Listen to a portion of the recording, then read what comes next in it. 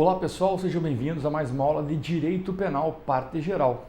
Nosso próximo passo agora é iniciarmos os estudos sobre a teoria do crime. Então, inúmeras informações serão passadas para os senhores, para tanto eu peço papel e caneta na mão e atenção redobrada na parte conceitual desta matéria, desse tópico da nossa disciplina. Perfeito? Quando nós falamos de teoria do crime, eu preciso agora construir um conceito de crime com vocês para que possamos analisar posteriormente os artigos 14, 15, 16, 17, 18, né? Para posteriormente ainda trabalharmos com os artigos 13 e aí então pularmos para o artigo 19, 20 e seguintes. Perfeito? O que eu preciso que vocês entendam primeiro? Tá? Nós temos, na verdade, uma figura de crime, né? Que é um conceito de crime que eu quero que vocês tomem nota, tá?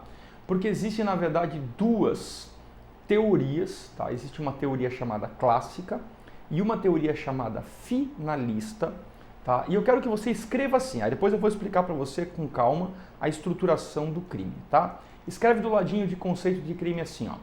Fato típico, coloca o sinal de mais, fato típico, antijurídico, mais de novo, culpável.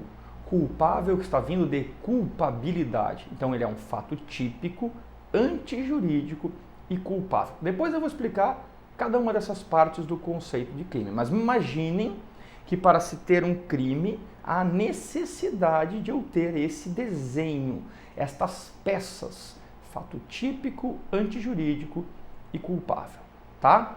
Vamos falar um pouquinho, vamos voltar um pouquinho no tempo e entender um pouquinho antes do conceito de crime. Coloca embaixo a seguinte situação, coloca a palavrinha escrita assim, ó, infração penal. Infração penal, ela é um gênero, infração penal é um gênero, que é dividido em duas espécies. Põe uma flechinha para cima e escreve assim, ó, crime ou delito, que é a mesma coisa, crime ou delito, fato típico, antijurídico e culpável, e uma flechinha para baixo, onde você coloca contravenção penal, que é um fato típico, antijurídico e culpável.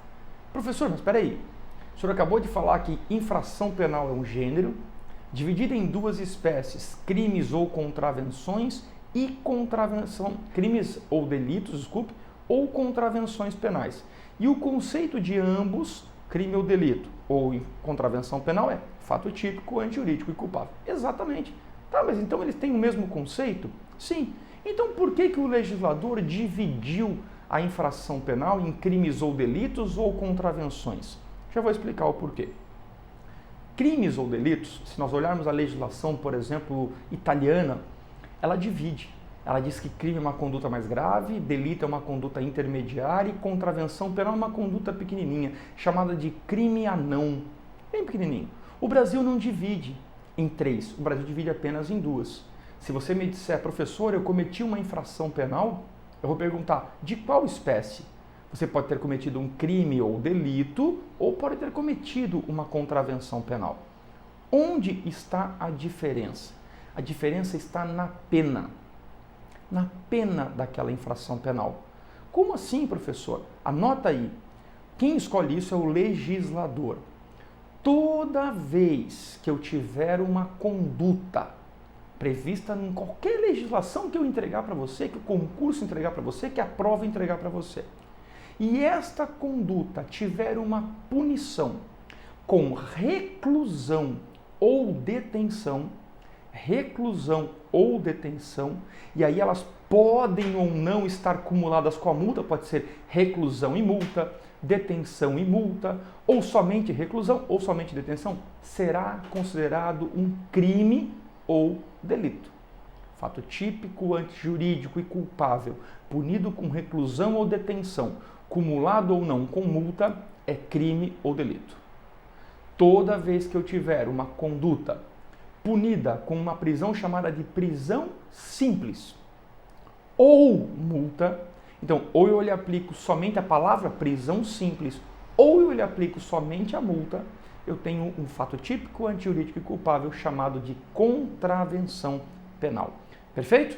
Então, infração penal é um gênero, crime ou delito é um fato típico, antijurídico e culpável, punido com reclusão ou detenção, cumulado ou não com a multa. E uma contravenção penal, também chamado de crime a não pela doutrina, certo? É um fato típico, antijurídico e culpável, punido com prisão simples ou multa. Quem escolhe esse enquadramento é o legislador, não somos nós. É o legislador que faz este ajuste, certo? Nesse enquadramento. Tudo bem? Chamado de critério prático, tá? Vamos adiante.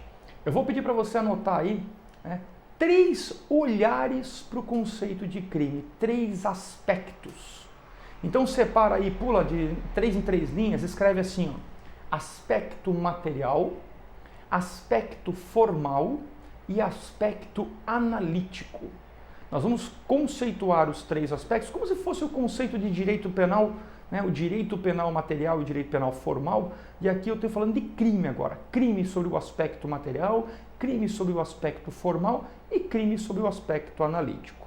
Então, olha só, crime sobre o aspecto material é a conduta humana que lesa ou expõe a perigo um bem jurídico protegido pela lei penal. É a conduta humana que lesa ou expõe a perigo um bem jurídico tutelado, protegido pela lei penal. Isso é o crime em seu aspecto material. Professor, o que é um crime sobre o aspecto formal? Crime sobre o aspecto formal é o fato humano contrário à lei. Qualquer conduta humana contrária à lei é, na verdade, um crime previsto no seu aspecto formal. Qualquer conduta que nós façamos que seja contrária ao que está na lei é um crime no seu aspecto formal. No seu aspecto material, esta conduta humana precisa colocar a perigo ou atingir um bem jurídico protegido pela lei. Perfeito? E qual é o aspecto analítico do crime? O aspecto analítico do crime diz assim: é aquele que busca estabelecer os elementos estruturais do crime. Aí eu volto para o início da nossa conversa de hoje. Crime é todo fato típico, que eu já vou explicar, antijurídico e, para algumas teorias que nós vamos explicar aqui, considerado também culpável. Aí acontece o seguinte: a teoria clássica, e aí nós vamos agora entrar, tá, profundamente no seu aspecto analítico, porque com o aspecto analítico nós vamos destrinchar o conceito de crime, todo ele. Então toda a destrinchada que nós vamos dar agora, todo aprofundamento no aspecto analítico, ele é baseado em 2 teorias.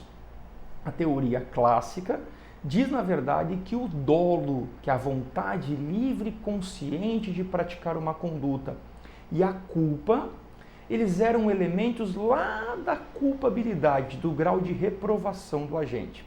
Sendo assim, eles entendem que a culpabilidade fazia parte do conceito de crime, sendo ele fato típico, antijurídico e culpável, também conhecido pela doutrina como uma teoria tripartida.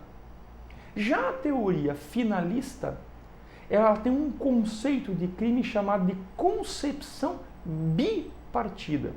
Ela diz que dolo e culpa não fazem parte lá do grau de reprovação da conduta, mas eles não moram na culpabilidade, eles moram no fato típico.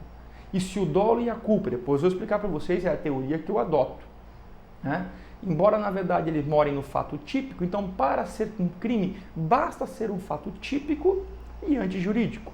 A culpabilidade ficaria de fora pela teoria finalista, na sua concepção bipartida. A teoria clássica tem uma concepção tripartida, onde a culpabilidade entra no conceito de crime. Professor, e qual está certo? As 2 estão certas. Embora eu adote a teoria finalista, estudaremos a partir de agora com a teoria clássica, porque ela é a mais completa e eu preciso falar com vocês de fato típico, de antijurídico e de culpabilidade. Então, nesse primeiro momento, né, da teoria, na verdade,